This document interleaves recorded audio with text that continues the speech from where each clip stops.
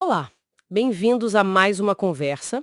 Hoje a gente vai mergulhar um pouco nas ideias de Wilfred Bion sobre a prática da psicanálise.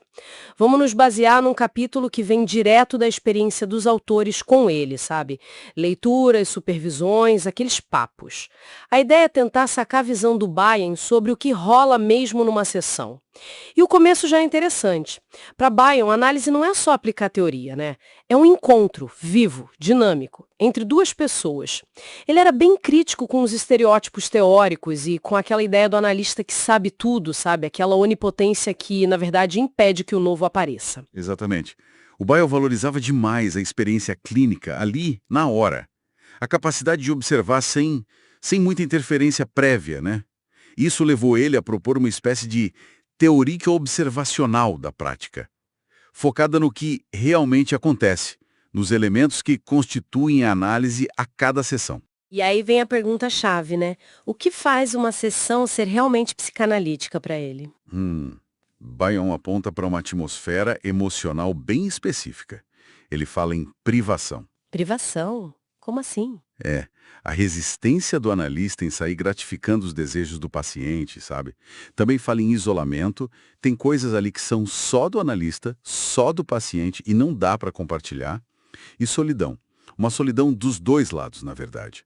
A do paciente que se sente meio desamparado nas suas questões mais primitivas e a do analista também, que precisa se afastar um pouco dos seus vínculos, das suas certezas, para poder entrar em contato com aquilo de forma mais introspectiva. Entendi.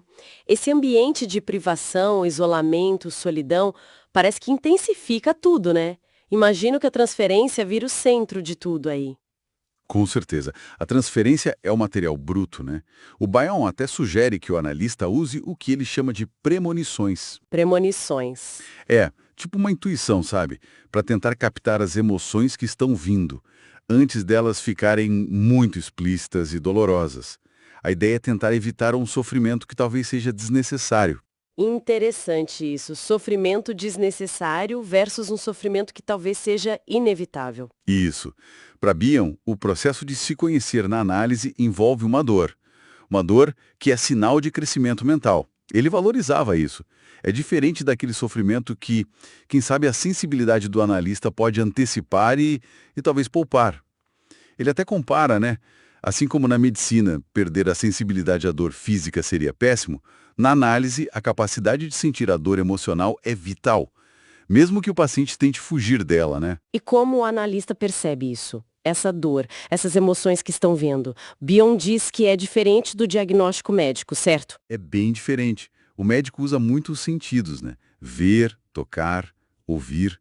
O analista lida muito com o que não tem forma, não tem cheiro, angústia, ansiedade. Então ele depende tanto da intuição quanto, claro, da observação do que o paciente traz. É preciso ter o que o Bion chamava de visão binocular. Visão binocular. É. Olhar ao mesmo tempo para a realidade interna, para o inconsciente, e para a realidade externa compartilhada. Nos casos mais difíceis, como na psicose, ele falava em ajudar a formar uma barreira de contato, para a pessoa poder diferenciar melhor o consciente do inconsciente. E aí que entra aquela famosa recomendação dele, que só até meio estranha.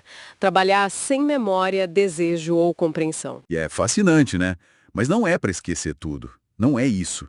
É um esforço ativo para conter a memória e o desejo durante a sessão, para não deixar que eles dominem a escuta. O estado mental que Bion busca com isso, ele chama de fé. Não no sentido religioso, óbvio. É mais uma postura, científica quase, uma abertura radical para o desconhecido, para a realidade psíquica última, que ele chamou de O.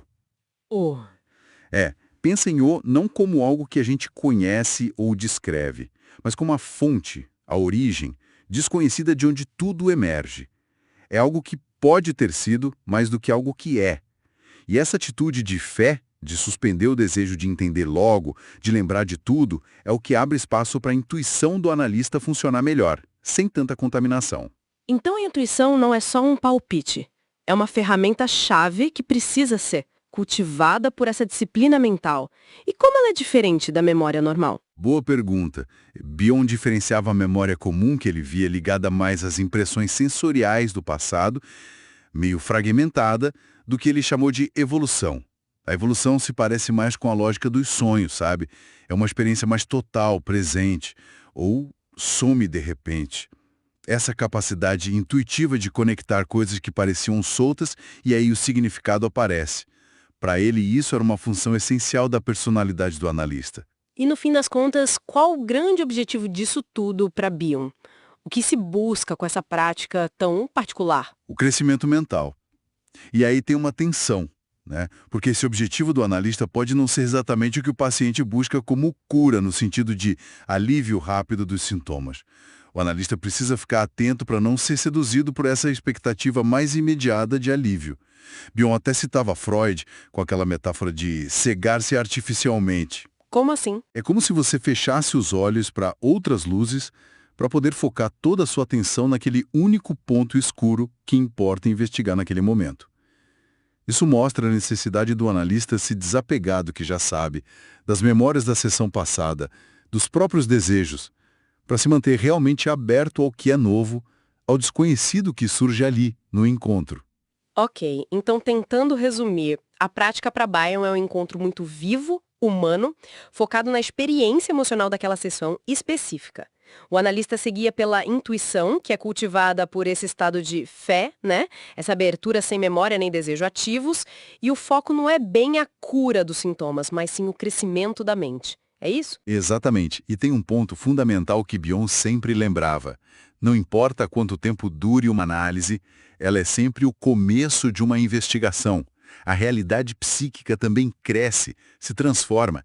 Então, o foco tem que estar sempre no que ainda não se conhece, nessa imensidão que ainda há para explorar. Isso deixa a gente com uma última reflexão, né?